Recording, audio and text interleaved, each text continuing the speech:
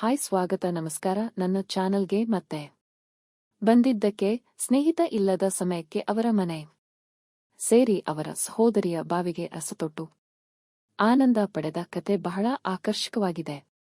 ಯಾವುದೇ ಭಾಗವನ್ನು ಹೊಡೆದು ಹಾಕದೆ ಕತೆಯನ್ನು ಕೊನೆಯೊಳಗೂ ಕೇಳಿ ಮುಗಿಸಿ. ಅರ್ಜುನ್ಗೆ ಈಗ 28 ವರ್ಷ. ಕಳೆದ 7 ವರ್ಷಗಳ ಹಿಂದೆ ಸಂಭವಿಸಿದ ಒಂದು ವಿಚಿತ್ರ ಸಂದರ್ಭದ ಬಗ್ಗೆ ಇಂದು ನಾನು ನಿಮ್ಮೊಂದಿಗೆ ಹಂಚಿಕೊಳ್ಳುತ್ತೇನೆ. ಡಿಗ್ರಿ ಮುಗಿಸಿದ ನಂತರ ಕೆಲಸ ಹುಡುಕಾಟದಲ್ಲಿ ಒಂದು ಲಾಡ್ಜ್ನಲ್ಲಿ ಇದ್ದ ನಾನು, ಅರ್ಜುನ್ ನನಗೆ ಒಬ್ಬ ಗೆಳೆಯನಾಗಿರುವ ಅವನು ಈಗ ಇಲ್ಲಿ ಇಲ್ಲ. ಅವನಿದ್ದ ಕಾಲದಲ್ಲಿ ನಾನು ಅವರ ಮನೆಗೆ ಹೋಗಿ ಬರುತ್ತಿದ್ದೆ. ಅವನ ಮನೆಯಲ್ಲಿದ್ದ ಅವರ ಸಹೋದರಿ ಲಕ್ಷ್ಮಿ ಬಹಳ ಸೌಮ್ಯವಾಗಿದ್ದಳು. ಇನ್ನು ಅವರ ಹೆಸರಿಗೆ ಅನುರೂಪವಾಗಿ ಸುಂದರವಾಗಿದ್ದಳು. ಮಲ್ಲಿಗೆ ಅಂತ ಕಣ್ಣುಗಳು, ಉದ್ದ ಕಪ್ಪು ಕೂದಲು, ನಾಜೂಕಾದ ಮೂಗು. ಹೀಗೆ ವರ್ಣಿಸುತ್ತ ಹೋದರೆ ಯಾವ ಮಾತುಗಳು ಸಾಕಾಗುವುದಿಲ್ಲ. ಒಟ್ಟಿಗೆ ನೋಡಿದರೆ ಪರಲೋಕದೊಬ್ಬ ದೇವಿಯಂತೆ ಕಾಣುತ್ತಿದ್ದಳು. ಅವಳನ್ನು ಕೈಯಿಂದ ತೊಡುಗಿ ಸವಿಯುವಂತಿದ್ದಳು. ಇನ್ನು ನಮ್ಮ ಲಾಡ್ಜ್ ಇದ್ದ ಪ್ರದೇಶದಲ್ಲೇ ಅವರ ಮನೆ ಇದ್ದ ಕಾರಣ ನನ್ನ ಲಾಡ್ಜ್ಗಿಂತ ಅವರ ಮನೆಯಲ್ಲೇ ಹೆಚ್ಚು ಸಮಯ ಕಳೆಯುತ್ತಿದ್ದೆ. ಅವನು ಸಹ ಆಗಾಗ ಲಾಡ್ಜ್ಗೆ ಬರುತ್ತಿದ್ದ. ನಾನು ಅವರ ಮನೆಗೆ ಹೋದಾಗ ಲಕ್ಷ್ಮೀ ಅಕ್ಕ ಚೆನ್ನಾಗಿ ನೋಡಿಕೊಳ್ಳುತ್ತಿದ್ದಳು. ಆದರೆ ಅವಳನ್ನು ನೋಡಿದರೆ ನನಗೆ ಯುವಕನ ಸಹಜ ಆಸೆಗಳು ಉತ್ತೇಜಿತಗೊಳ್ಳುತ್ತಿದ್ದವು. ಅವಳು ಕಾಫಿ ನೀಡುವಾಗಲೆಲ್ಲ ಆ ಸೌಂದರ್ಯವನ್ನೇ ನೇರವಾಗಿ ಗಮನಿಸುತ್ತಿದ್ದೆ. ಅಲ್ಲದೆ ಅವಳು ಮನೆ ಗುಡಿಸುವಾಗ ಅಥವಾ ನೆಲವೊರೆಸುವಾಗ ಅವಕಾಶ ಬಂದಾಗ ಕಣ್ಣುಗಳಿಂದ ತುಂಬಿ ಹಿಡಿಯುತ್ತಿದ್ದೆ. ಇನ್ನು ಲಕ್ಷ್ಮೀ ಅಕ್ಕನ ಗಂಡನು ಹೋಟೆಲ್ ಕಂಪನಿಯಲ್ಲಿ ಕೆಲಸ ಮಾಡುತ್ತಿದ್ದ. ಹೀಗೆ ಒಂದು ದಿನ ನಾನು ಅವರ ಮನೆಗೆ ಹೋದಾಗ ಅವನು ಪಟ್ಟಣಕ್ಕೆ ಹೊರಟಿದ್ದ. ಆಗ ನಾನು ಲಾಡ್ಜ್ನಲ್ಲಿದ್ದೆ. ನನ್ನ ಗೆಳೆಯನ ಬಳಿ ಬೈಕ್ ಇದ್ದ ಕಾರಣ ನಾನು ಅವನ ಬೈಕ್ ತೆಗೆದುಕೊಂಡು ನಗರದ ಸುತ್ತಮುತ್ತಲೇ ಗುರುತಿಸಿ ಪ್ರವಾಸಕ್ಕೆ ಹೋಗಬೇಕು ಎಂದು ಯೋಚಿಸಿದ್ದೆ. ಆದರೆ ನನ್ನ ಬಳಿ ಬೈಕ್ ಇಲ್ಲದ್ದರಿಂದ ಅವರ ಮನೆಗೆ ಅವನ ಬೈಕ್ ಕೇಳಲು ಹೋದಾಗ ಅವಳು ನನ್ನನ್ನು ಒಳಗೆ ಕರೆದು ಕಾಫಿ ನೀಡಿದಳು. ಅವಳು ಏಕೆಯೂ ಪಟ್ಟಣಕ್ಕೆ ಹೋಗಿಲ್ಲ, ಅವನು ನನ್ನ ಬಳಿ ಗೆಳೆಯನ ಮನೆಗೆ ಹೋಗಿದ್ದಾನೆ ಎಂದು ಸಣ್ಣಗೆ ಹೇಳಿದಳು. ನಾನು ಇಲ್ಲೇ ಇದ್ದು ನಗರದಲ್ಲಿ ಸ್ವೇಚ್ಛೆಯಾಗಿ ತಿರುಗಾಡಬೇಕು ಎಂದು ನಿರ್ಧರಿಸಿ ಅಲ್ಲೇ ಉಳಿದೆ. ಅವಳು ಹೇಳಿದಳು, ನಿನಗೆ ಬೈಕ್ ಕೊಡುತ್ತೇನೆ, ಆದರೆ ಒಂದು ಷರತ್ತು ಇದೆ. ನಾನು ಹೇಳಿದಾಗ ಸ್ವಲ್ಪ ನನ್ನೊಂದಿಗೆ ಹೋಗು, ನನಗೆ ಕೆಲವು ಕೆಲಸಗಳಿವೆ ಎಂದಳು. ನಾನು ಸರಿ ಎಂದೆ. ಆದರೆ ಅವಳ ಜೊತೆಗೆ ನಾನು ಎಂದು ಬಯಸಿದ್ದು ಹೋಗಿರಲಿಲ್ಲ ಅಥವಾ ಬೈಕ್ನಲ್ಲಿ ಪ್ರಯಾಣ. ಮೋಡಿ ಸಂಭೋಗ ವಶೀಕರಣ ಸ್ಪೆಷಲಿಸ್ಟ್. ವಶೀಕರಣಕ್ಕೋಸ್ಕರನೇ ಕರೆ ಮಾಡಿ. ಮಹಾಕಾಳಿ ತಾಂತ್ರಿಕ ಪೀಠಂ ಶ್ರೀ ಮಹಾ ಅಘೋರ ತಪಸ್ವಿ. ನಿಮ್ಮ ಪ್ರೀತಿಯನ್ನ ಮರಳಿ ಪಡೆಯಬೇಕೇ? ನಿಮ್ಮ ಪ್ರೀತಿಯನ್ನ ಮನೆಯಲ್ಲಿ ಒಪ್ಪುತ್ತಿಲ್ಲವೇ? ನೀವು ಇಷ್ಟಪಟ್ಟ ವ್ಯಕ್ತಿ ನಿಮ್ಮಂತೆ ಆಗಬೇಕೇ? ಲವ್ ಮ್ಯಾರೇಜ್ ನಲ್ಲಿ ಕುಟುಂಬದಿಂದ ಕಿರಿಕಿರಿಯಾಗುತ್ತಿದೆಯೇ? ನಿಮ್ಮ ಪತಿ ಅಥವಾ ಪತ್ನಿಗೆ ಪರಸ್ತ್ರೀ ಸಹವಾಸ ಬಿಡಿಸಬೇಕೇ? ಇಲ್ಲಿದೆ ಶಾಶ್ವತ ಪರಿಹಾರ.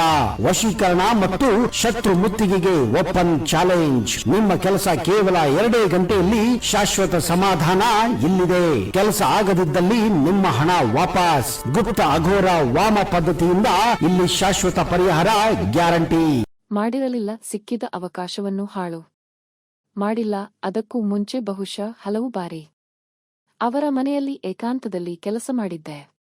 ಈಗ ಉತ್ತಮ ಚಾನ್ಸ್ ಬಂತು. ಏನು ಬೇಕಾದರೂ ಇದು ಒಳ್ಳೆಯದೇ ಎಂದು ಸಂತಸಪಟ್ಟೆ. ನಂತರ ನಾನು ಕಾಫಿ ಕುಡಿದು ಕುಳಿತಾಗ ಅವಳು ಸಿದ್ಧಗೊಂಡು ಬಂದಳು. ಅವಳನ್ನು ನೋಡಿ ನನ್ನ ಹೃದಯ ಉದ್ವೇಗಗೊಂಡು ಬಡಿದುಕೊಳ್ಳಲಾರಂಭಿಸಿತು. ಅವಳು ನೋಡಲು ಸಿನಿಮಾ ನಾಯಕಿಯಂತೆ ಕಾಣುತ್ತಿದ್ದಳು. ಅವಳ ಕಣ್ಣುಗಳು ತಾರೆಗಳಂತೆ ಹೊಳೆಯುತ್ತಿದ್ದವು. ಒಂದು ಕ್ಷಣ ನಾನು ಮೌನಗೊಂಡೆ. ನಾನು ಎಲ್ಲಿ ನಿಮ್ಮ ಗಂಡನನ್ನು ನೋಡುತ್ತಿಲ್ಲ ಎಂದು ಕೇಳಿದಾಗ ಅವಳು ಯಾರೋ ದೂರದ ಪಟ್ಟಣದಿಂದ ಕ್ಲೈಂಟ್ಗಳು ಬಂದಿದ್ದಾರೆ ಎಂದು ಹೇಳಿ ಹೊರಟಿದ್ದಾರೆ ಎಂದಳು.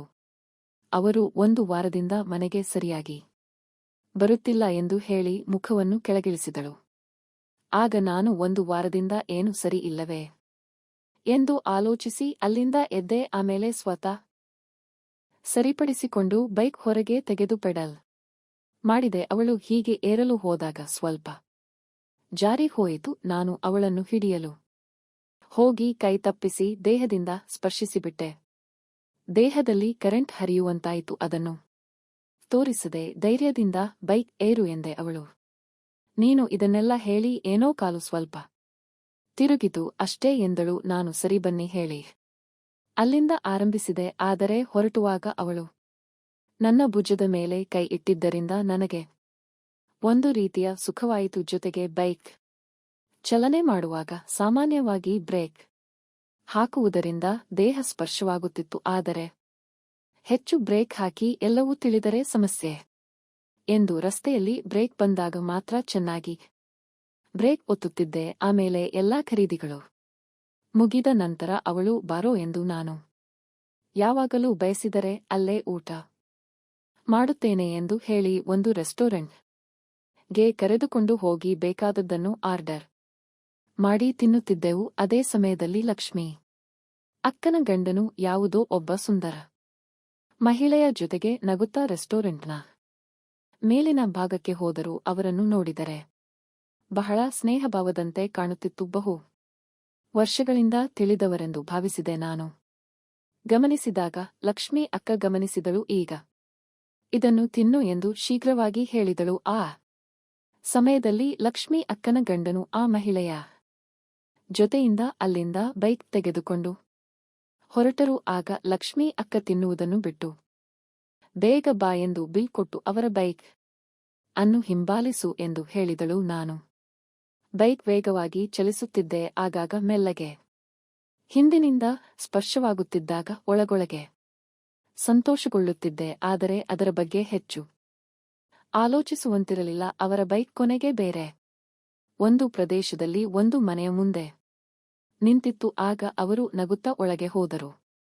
ನಾನು ದೂರದಲ್ಲಿ ಬೈಕ್ ನಿಲ್ಲಿಸಿ ಆ ಮನೆ ಸುತ್ತಲೂ ಸುಮ್ಮನೆ ತಿರುಗಾಡುತ್ತಿದ್ದಾಗ ಒಂದು ಕಿಟಕಿಯಿಂದ ಮಾತುಕತೆಯ ಧ್ವನಿ ಕೇಳಿಸಿತು. ಈಗ ಬೇಡವೇ ಎಂದರೆ ಏನು ಆಗಲ್ಲ ಬಾ ಎಂದು ಒಂದು ಧ್ವನಿ ಹೇಳಿತು. ಆಮೇಲೆ ಸ್ವಲ್ಪ ಸಮಯದ ನಂತರ ಚಪ್ಪಾಳೆ ಅಂತ ಶಬ್ದ ಮತ್ತು ವಿವಿಧ ಶಬ್ದಗಳು ಕೇಳಿಸತೊಡಗಿದವು. ಅದೆಲ್ಲ ಏನೆಂದು ವಿವರಿಸುವ ಅಗತ್ಯವಿಲ್ಲ. ನನಗೆ ಕೋಪ ಬಂದರೂ ಅಲ್ಲಿ ಏನಾದರೂ ಮಾಡಿದರೆ ಮಾನ ಹೋಗುತ್ತದೆ ಎಂದು ಸುಮ್ಮನಾದೆ. ಆಮೇಲೆ ಮನೆಗೆ ಹೋಗೋಣ ಎಂದು ಕೋಪದಿಂದ ಹೇಳಿದಳು. ನಾನು ಬಂದು ಬೈಕ್ ಚಲಿಸಿ ಅವಳನ್ನು ಮನೆಗೆ ಕರೆದುಕೊಂಡು ಬಂದೆ.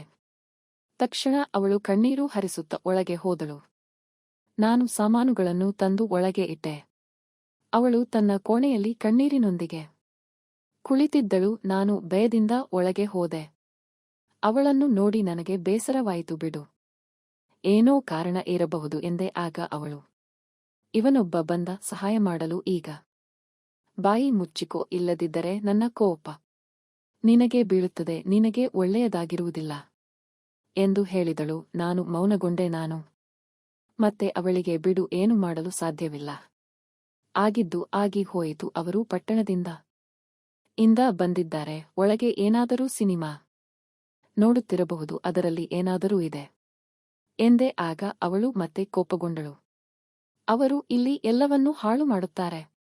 ಮನೆಯಲ್ಲಿ ನನ್ನನ್ನು ಬಿಟ್ಟು ಬೇರೆಯ ಜೊತೆಗೆ ಬೇರೆ ವ್ಯವಹಾರ ಮಾಡುತ್ತಾರೆ. 10 ತಿಂಗಳಿಂದ ನನ್ನ ಕಷ್ಟಗಳ ಬಗ್ಗೆ ಕೇಳಿಯೇ ಇಲ್ಲ. ಈಗ ಇಲ್ಲಿ ಹೊರಗಡೆ ಎಂದು ಮತ್ತೆ ಕಣ್ಣೀರಿನೊಂದಿಗೆ ಆರಂಭಿಸಿದರು. ಆಗ ನಾನು ಯಾಕೆ ಇಂತಹ ಸುಂದರವಾದವಳನ್ನು ಬಿಟ್ಟು ಬೇರೆ ಕಡೆಗೆ ಹೋಗುತ್ತಾರೆ? ಕೆಲಸ ಎಂದು ಸುಳ್ಳು ಹೇಳಿ ತಿರುಗಾಡುತ್ತಾರೆ. ನಾನಾಗಿದ್ದರೆ ಕಂಪನಿಯನ್ನು ಬಿಟ್ಟು ದಿನವಿಡೀ ಮನೆಯಲ್ಲೇ ಇರುತ್ತಿದ್ದೆ. ನಾನಾಗಿದ್ದರೆ ಬೇರೆಯೇ ಕತೆಯಾಗಿರುತ್ತಿತ್ತು ಎಂತಹಾದರೂ ಎಂದೆ.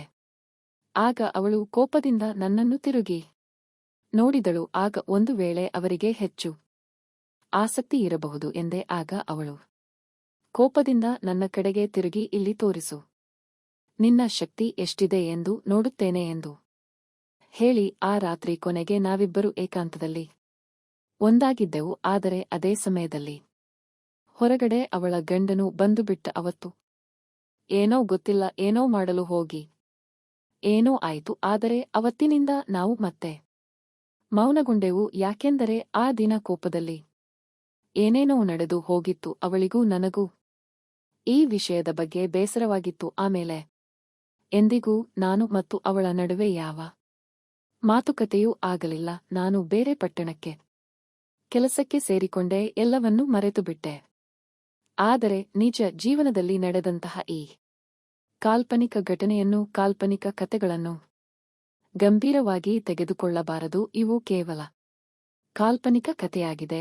ಪ್ರತಿಯೊಂದು ಕಥೆಯು ಒಂದು ಘಟನೆಯನ್ನು ಅಥವಾ ಸಂದರ್ಭವನ್ನು ಕೆಟ್ಟ ಅಂತ್ಯದೊಂದಿಗೆ ಹೊಂದಿರುತ್ತದೆ. ನಾವು ಸಮಾಜದಲ್ಲಿ ನ್ಯಾಯಯುತವಾಗಿ ಬದುಕಿ, ಸಮಾಜದ ನಿಯಮಗಳಿಗೆ ಒಳಪಟ್ಟು ಸಭ್ಯರಾಗಿ ಒಳ್ಳೆಯ ಜೀವನ ನಡೆಸಬೇಕು. ನಮ್ಮ ಬದುಕನ್ನು ಸುಂದರಗೊಳಿಸುವಾಗ ಕತೆಗಳನ್ನು ಓದಿ ಅವುಗಳಿಂದ ಪ್ರೇರಣೆ ಪಡೆಯಬೇಕು. ಇಂತಹ ಕಾಲ್ಪನಿಕ ಘಟನೆಯ ಕತೆಗಳಂತೆ ನಿಜ ಬದುಕಿನಲ್ಲಿ ಮಾಡಿದರೆ ಜೀವನಕ್ಕೆ ಮತ್ತು ಬದುಕಿಗೆ ತೊಂದರೆಯಾಗುತ್ತದೆ. ಜೊತೆಗೆ ನಮ್ಮ ದೇಶದ ಕಾನೂನು ಮತ್ತು ನೀತಿಗಳಿಗೆ ಮೌಲ್ಯ ಕೊಡಬೇಕು.